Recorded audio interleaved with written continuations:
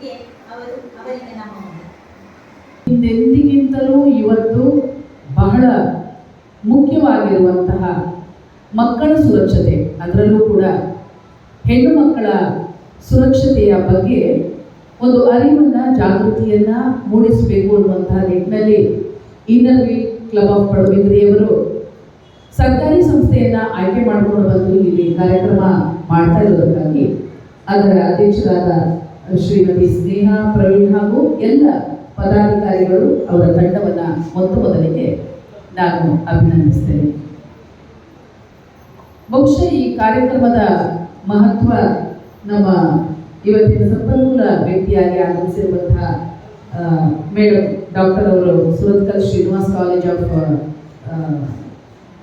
Medical ಸೈನ್ಸಸ್ನಿಂದ ಬಂದಿದ್ದಾರೆ. Madam ಬಹುಶಃ ನಿಮಗೆ ಬಹಳ ಸುದೀರ್ಘವಾಗಿ ಅದರ ಬಗ್ಗೆ ಮಾಹಿತಿ ಕೊಡಲಿಕ್ಕಿದ್ದಾರೆ.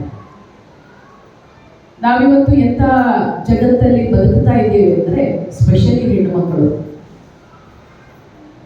ನಮ್ಮನ್ನು ನಾವು ರಕ್ಷಿಸಿಕೊಂಡು ಈ ಪರಿಸರದಲ್ಲಿ, ಈ ಸಮಾಜದ ಒಳಗೆ ಬದುಕೋದೇ ಬಹಳ ದೊಡ್ಡ ಸವಾಲಾಗಿದೆ. ಮಹಿಳಾ ಸಬಲೀಕರಣ ಅನ್ನುವಾಗ ಮಹಿಳೆಯರ, ಹೆಣ್ಣು ಮಕ್ಕಳ ಶಿಕ್ಷಣ, ಅವರ ಓದು, ಅವರ ಕಲಿಕೆ, ಸಾಂಸ್ಕೃತಿಕವಾಗಿ, ಆರ್ಥಿಕವಾಗಿ, ರಾಜಕೀಯವಾಗಿ, ಧಾರ್ಮಿಕವಾಗಿ ಬದುಕಿನ ಬೇರೆ ಬೇರೆ ರಂಗಗಳಲ್ಲಿ ಆ ಹೆಣ್ಣು ಮಕ್ಕಳ ಪಾಲ್ಗೊಳ್ಳುವಿಕೆ, ಇದೆಲ್ಲದರ ಬಗ್ಗೆ ಮಾತಾಡ್ತೇವೆ. ಆದರೆ ಇದೆಲ್ಲಕ್ಕಿಂತ ಇವೆಲ್ಲವನ್ನ ಸಾಧಿಸಲಿಕ್ಕೆ ನಮಗೆ ಅತ್ಯಂತ ಅಗತ್ಯವಾಗಿರೋದು ಹೆಣ್ಣು ಮಕ್ಕಳು ಬಹಳ ನೆಮ್ಮದಿಯಿಂದ ನಿರಾಳವಾಗಿ ನಮ್ಮ ಪರಿಸರದಲ್ಲಿ ಉಸಿರಾಡುವಂತಹ ಒಂದು ಪರಿಸ್ಥಿತಿಯನ್ನು ನಿರ್ಮಾಣ ಮಾಡೋದು, ತನ್ನದೇ ಸಹಜೀವಿಯಾಗಿರುವಂತಹ ಅನ್ನೋದನ್ನ ಬಹುಶಃ ನಾವೆಲ್ಲರೂ ಮನನ ಮಾಡ್ಕೊಳ್ಬೇಕು. ಇಲ್ಲಿ ಬಹುಶಃ ಹೆಣ್ಣು ಮಕ್ಕಳ ಸುರಕ್ಷತೆಗೆ ಸಂಬಂಧಪಟ್ಟಂತ ಕಾರ್ಯಕ್ರಮ. ನಾನು ಅಣ್ಣ, ಗೆಳೆಯ, ಗಂಡ, ಸಹೋದರ ಇವರೆಲ್ಲ ನಮ್ಮ ಸುತ್ತ ರಕ್ಷಣೆಗೆ ಧಕ್ಕೆ ತಂದಿರುವಂತಹ ಸಮಸ್ಯೆಗಳು ಏನು ಅನ್ನೋದರ ಅರಿವು ಬೇಕು. ಅದನ್ನು ತಂದೊಡ್ತಾ ಇರುವವರು ಪ್ರಯತ್ನ ಮಾತ್ರ ಸಾಧ್ಯವಾ ಅಥವಾ ಸಾಂಘಿಕವಾಗಿಯೂ ನಾವು ಪ್ರಯತ್ನವನ್ನ ಮಾಡಬೇಕಾ ಅನ್ನೋದ್ರ. ಸೊ ನಾವು ಇಂಡಿಯಾದಲ್ಲಿ ಹೆಂಗಸರನ್ನ ದುರ್ಗೆ ಅಂತ ಪೂಜೆ ಮಾಡ್ತೇವೆ, ಸರಸ್ವತಿ ಅಂತ ಪೂಜೆ ಮಾಡ್ತೇವೆ, ಹೌದಲ್ವಾ? ಆದರೆ ನಮಗೆ ಮನೆಯಲ್ಲೇ ಸುರಕ್ಷತೆ ಇಲ್ಲ. ದೇವರನ್ನ ಪೂಜೆ ಮಾಡ್ತೇವೆ, ಆದರೆ ಮನೆಯಲ್ಲಿ ಹೋಗುವಾಗ ನಮಗೆ ಸುರಕ್ಷತೆ ಇಲ್ಲ. ಮನೆ ಬಿಡಿ, ಹೊರಗಡೆ ಹೋಗುವಾಗ ಯಾವಾಗ ಪ್ರಿನ್ಸಿಪಲ್ ಮೇಡಮ್ ಹೇಳಿದಾಗೆ ಹೊರಗಡೆ ಓದಲಿಕ್ಕೆ ಅಂತ ಹೋಗ್ತೇವೆ, ಹೊರಗಡೆ ಕೆಲಸಕ್ಕೆ ಅಂತ ಹೋಗ್ತೇವೆ. ಆದರೆ ಮನೆಗೆ ಕರೆಕ್ಟ್ ಟೈಮಿಗೆ ನಾವು ರೀಚ್ ಆಗಲಿಲ್ಲ ಅಂತ ಹೇಳಿದ್ರೆ ಮನೆಯಲ್ಲಿ ಇರೋರಿಗೆಲ್ಲ ಭಯ ಆಗ್ಲಿಕ್ಕೆ ಸ್ಟಾರ್ಟ್ ಆಗ್ತದೆ, ಹೆದರಿಕೆ ಆಗ್ಲಿಕ್ಕೆ ಸ್ಟಾರ್ಟ್ ಆಗ್ತದೆ. ಯಾಕಂದ್ರೆ ನಮ್ಮ ಹೆಣ್ಮಕ್ಳಿಗೆ ಪ್ರೊಟೆಕ್ಷನ್ ಇಲ್ಲ, ಹಾಗೆ ಆಗಿದೆ.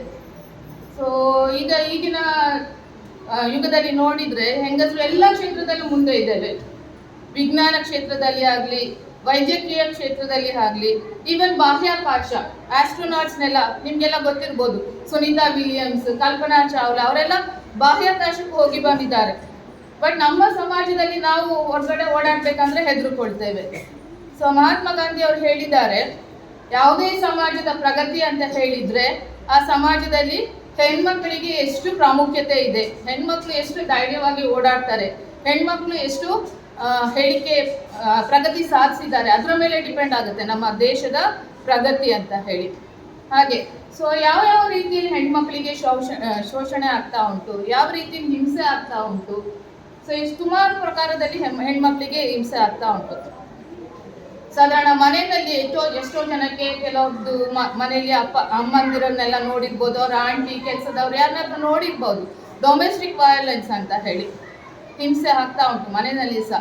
ಮೇ ಬಿ ಹಿಂಸೆ ಅಂತ ಹೇಳಿದ ತಕ್ಷಣ ಒಂದು ಹೊಡಿಬೇಕು ಅಂತ ಮಾತ್ರ ಅಲ್ಲ, ದೈಹಿಕ ಹಿಂಸೆ ಮಾತ್ರ ಹಿಂಸೆ ಅಲ್ಲ, ಮಾನಸಿಕವಾಗಿ ಸಹ ಹಿಂಸೆ ಆಗ್ತದೆ. ಯಾರಾದ್ರೂ ಹೇಳಿದ್ರೆ ನೀನೇನಕ್ಕೂ ಪ್ರಯೋಜನ ಇಲ್ಲ. ಮನೆಯಲ್ಲಿ ಕೆಲವು ಹೆಂಗಸರೆಲ್ಲ ಕೆಲಸಕ್ಕೆಲ್ಲ ಹೋಗುದಿಲ್ಲ, ಆರ್ಥಿಕವಾಗಿ ಅವರು ಡೆವಲಪ್ ಆಗಿರುವುದಿಲ್ಲ, ಇಂಡಿಪೆಂಡೆಂಟ್ ಇರುವುದಿಲ್ಲ, ಗಂಡನ ಮೇಲೆ ಡಿಪೆಂಡ್ ಆಗಿರ್ತಾರೆ, ಅವ್ರ ಮನೆಯಲ್ಲಿರೋ ಗಂಡಸರ ಮೇಲೆ ಡಿಪೆಂಡ್ ಆಗಿರ್ತಾರೆ. ಸೊ ಹಾಗೆ ಹೇಳ್ತಾರೆ, ನೀನೇನು ದುಡಿಯುವುದಿಲ್ಲ, ನೀನೇನಕ್ಕೂ ಪ್ರಯೋಜನ ಇಲ್ಲ, ನೀನು ಮನೆಯಲ್ಲಿ ಕೆಲಸ ಮಾಡಲಿಕ್ಕೆ ಮಾತ್ರ ಸೀಮಿತ, ನಿನ್ಗೇನು ಬೇರೆ ಯೋಗ್ಯತೆ ಇಲ್ಲ, ಹಾಗೆಲ್ಲ ಮಾನಸಿಕವಾಗಿ ಸಹ ಹಿಂಸೆ ಕೊಡ್ತಾರೆ. ಅದು ಸಹ ಒಂದು ಕಿರುಕುಳನೇ. ಬರೀ ಹೊಡೆದು ಬಡ್ದು ಮಾಡಿದ್ರೆ ಮಾತ್ರ ಕಿರುಕುಳ ಅಂತ ಅಲ್ಲ, ಅದು ಡೊಮೆಸ್ಟಿಕ್ ವಯಲೆನ್ಸ್ ಅಂತ ಆಗ್ತದೆ, ಕೌಟುಂಬಿಕ ಹಿಂಸೆ ಆಗ್ತದೆ. ಮತ್ತೆ ಮಕ್ಕಳನ್ನು ನೋಡಿದ್ರೆ ಅದು ಹೆಂಗಸರನ್ನ ಹೊರಗಡೆ ಕೆಲ್ಸಕ್ಕೆ ಹೋಗಿ ಬರ್ತಾರೆ, ರಾತ್ರಿ ಬರುವಾಗ ಲೇಟ್ ಆಗ್ತದೆ, ಕೆಲಸ ಹಾಗೆ ಇರ್ತದೆ. ಕೆಲವು ಸಲ ಕೆಲವ್ರ ಕೆಲಸ 8 ಗಂಟೆಗೆ ಮುಗಿಬೋದು, ಅವ್ರ ಕೆಲವ್ರದ್ದು ಕೆಲಸ ಈಗ ಫಾರ್ ಎಕ್ಸಾಂಪಲ್ ಯಾವುದಾದ್ರೂ ಮೀಡಿಯಾದಲ್ಲಿ ಕೆಲಸ ಮಾಡುವವರಾಗಿದ್ದರೆ ಆರ್ ನಾಟಕ ಅಥವಾ ಡ್ರಾಮಾ ಸಿಂಗರ್ಸ್ ಎಲ್ಲ ಆದರೆ ಅವ್ರು ಮನೆಗೆ ಬರುವಾಗ 12 ಗಂಟೆ 1 ಗಂಟೆ ಎಲ್ಲ ಆಗ್ತದೆ. ಆಗ ಅವ್ರು ಮನೆಗೆ ಬರುವಾಗ ಅವರಿಗೆ ಸುರಕ್ಷತೆ ಇರುವುದಿಲ್ಲ, ರೋಡಲ್ಲಿ ಏನು ಪ್ರೊಟೆಕ್ಷನ್ ಇರುವುದಿಲ್ಲ. ಅದೆಲ್ಲ ಬಿಡಿ, ದೊಡ್ಡ ಮಕ್ಕಳು, ಸಣ್ಣ ಮಕ್ಕಳು ಸ್ಕೂಲ್ಗೆ ಹೋಗಿ ಬರುವಾಗ ನಾವು ಕೇಳಿದ್ದೇವೆ, ಸೌಜನ್ಯದ್ದು ಕೇಸ್ ಕೇಳಿದ್ದೇವೆ, ತುಂಬ ಇನ್ನೂ ಸಹ ಆಗ್ತಾ ಉಂಟು. ಸೊ ಅದಕ್ಕೆ ಇನ್ನೂ ಸಹ ನ್ಯಾಯ ಸಿಗಲಿಲ್ಲ. ನಾವು ಮಕ್ಕಳೆಲ್ಲ ಹೊರಗಡೆ ಹೋಗುವಾಗ ಏನು ಲೈಂಗಿಕ ದೌರ್ಜನ್ಯ ಆಗ್ತದೆ. ಸೊ ಅದಕ್ಕೆಲ್ಲ ಪ್ರೊಟೆಕ್ಷನ್ ಎಲ್ಲಿ ಉಂಟು? ನಮ್ಮ ಕಾನೂನು ಪ್ರಕಾರ ಎಲ್ಲದಕ್ಕೂ ಸಹ ಉಂಟು, ಬಟ್ ಇನ್ನೂ ಸಹ ಅವೇರ್ನೆಸ್ ಜನಗಳಿಗೆ ಇಲ್ಲ. ನಾವು ಅಂಕಿಅಂಶಗಳ ಪ್ರಕಾರ ನೋಡಿದರೆ ಹೆಂಗಸರ ಮೇಲೆ ಆಗೋ ದೌರ್ಜನ್ಯ, ನಾವು ಇಂಡಿಯಾದವರು ಭಾರತ 3ನೇ ಸ್ಥಾನದಲ್ಲಿದೆ. ಹೆಂಗಸರ ಮೇಲೆ ಆಗುವ ದೌರ್ಜನ್ಯದ ಅಂಕಿಅಂಶ ನೋಡಿದರೆ 3ನೇ ಸ್ಥಾನದಲ್ಲಿದೆ. ಯಾಕೆ ಇದು? ಅದು 3ನೇ ಸ್ಥಾನದಲ್ಲಿದೆ.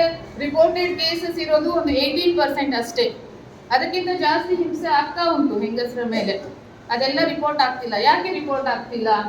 ಬಿಕಾಸ್ ನಮಗೆ ಅವೇರ್ನೆಸ್ ಇಲ್ಲ, ಹೆಚ್ಚಿನವರಿಗೆ ಅವೇರ್ನೆಸ್ ಇಲ್ಲ. ಸೊ ತುಂಬ ಬರ್ತದೆ ಮೀಡಿಯಾದಲ್ಲಿ, ಆ ಥರ ಆ್ಯಕ್ಟ್ ಉಂಟು, ಈ ಥರ ಆ್ಯಕ್ಟ್ ಉಂಟು, ಚೈಲ್ಡ್ ಪ್ರೊಟೆಕ್ಷನ್ಗೆ ಆ್ಯಕ್ಟ್ ಉಂಟು, ಸೆಕ್ಷುವಲ್ ಅಫೆನ್ಸ್ ಬಗ್ಗೆ ಆ್ಯಕ್ಟ್ ಉಂಟು, ಆದರೆ ಸಹ ಜನಗಳಿಗೆ ಅವೇರ್ನೆಸ್ ಇಲ್ಲ. ಒಂದು ಅವೇರ್ನೆಸ್ ಇರ್ಬೋದು. ಮತ್ತು ಇನ್ನೊಂದು ರೀಸನ್ ಅಂತ ಹೇಳಿದರೆ, ನಾವೇನಾದರೂ ನಮ್ಗೆ ಈ ಥರ ದೌರ್ಜನ್ಯ ಆಗ್ತಾ ಉಂಟು ಅಂತ ಯಾರ ಹತ್ರ ಆದರೂ ಹೇಳಿದರೆ, ಅಯ್ಯೋ ಇದು ಮರ್ಯಾದೆ ವಿಷಯ, ಯಾರ ಹತ್ರನೂ ಹೇಳಲಿಕ್ಕೆ ಹೋಗಬೇಡ, ನೀನೇ ಇಟ್ಕೊಂಡಿರು, ಯಾರ ಹತ್ರನೂ ಹೇಳಲಿಕ್ಕೆ ಹೋಗಬೇಡ, ನಮ್ಮ ಮರ್ಯಾದೆ ಹೋಗ್ತದೆ ಅಂತ ನಮ್ಮ ಸಮಾಜದಲ್ಲಿರೋರೆಲ್ಲ ನಮ್ಮನ್ನು ಮುಚ್ಚಿ ಹಾಕ್ತಾರೆ. ಈ ಥರದ್ದೆಲ್ಲ ಆಗ್ತಾ ಉಂಟು. ಸೊ ಹಾಗೆ ನಮಗೆಲ್ಲ ಸ್ವಲ್ಪ ಆದರೂ ಅವೇರ್ನೆಸ್ ಇರಬೇಕು, ಏನೇನೆಲ್ಲ ಆ್ಯಕ್ಟ್ ಉಂಟು, ಕಾನೂನು ಪ್ರಕಾರ ನಮಗೆಲ್ಲ ಏನೇನೆಲ್ಲ ಪ್ರಾವಿಷನ್ ಉಂಟು ಅಂತ ನಮಗೆ ಗೊತ್ತಿರಬೇಕು. ಮತ್ತು ಇಲ್ಲಿ ಸಣ್ಣ ಮಕ್ಕಳು ಇರೋದ್ರಿಂದ ನಾನೊಂದು ವಿಷಯ ಹೇಳ್ತೇನೆ. ಟೀಚರ್ ಹೇಳಿದಾಗೆ, what is good touch, what is bad touch. Good touch and bad touch ಅಂದರೆ ಏನು ಅಂತ ಗೊತ್ತಿರಬೇಕು.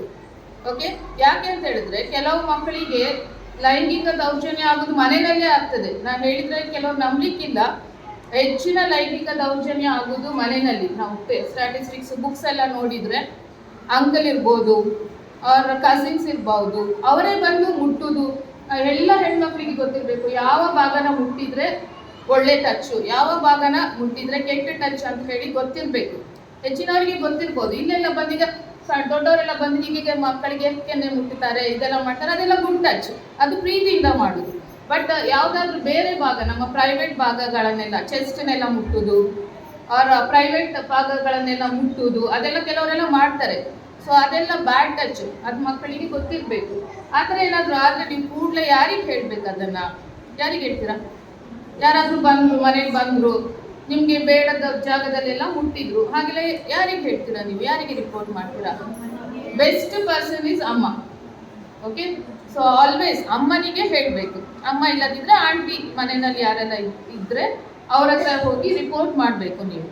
ಓಕೆ, ಈವನ್ ಕೆಲವು ಸಲ ಅಂಗಡಿಗೆ ಹೋಗುವಾಗ ನೀವು ಡ್ರೆಸ್ ಎಲ್ಲ ತಗೊಳ್ಳಿಕ್ಕೆ ಹೋಗ್ತೀರಾ, ಡ್ರೆಸ್ ಹಾಕ್ತೀರಾ, ಆ ಅಂಗಡಿಯವರು ಸಹ ಟಚ್ ಮಾಡ್ಬೋದು ನಿಮ್ಮನ್ನು, ಬ್ಯಾಡ್ ಪ್ಲೇಸಸಲ್ಲೆಲ್ಲ ಟಚ್ ಮಾಡ್ಬೋದು. ಅದನ್ನು ನೀವು ರಿಪೋರ್ಟ್ ಮಾಡಬೇಕು, ಸುಮ್ಮನೆ ಕೂತ್ಕೊಳ್ಬಾರ್ದು. ನೀವೇ ಅದನ್ನು ಪ್ರೊಟೆಸ್ಟ್ ಮಾಡಲಿಕ್ಕೆ ಹೋದರೆ ನಿಮಗೆ ಧೈರ್ಯ ಸಾಕಾಗದೇ ಇರ್ಬೋದು, ಬಟ್ ನಿಮ್ಮ ಜೊತೆ ಯಾರಾದರೂ ಖಂಡಿತ ಇದ್ದೇ ಇರ್ತಾರೆ.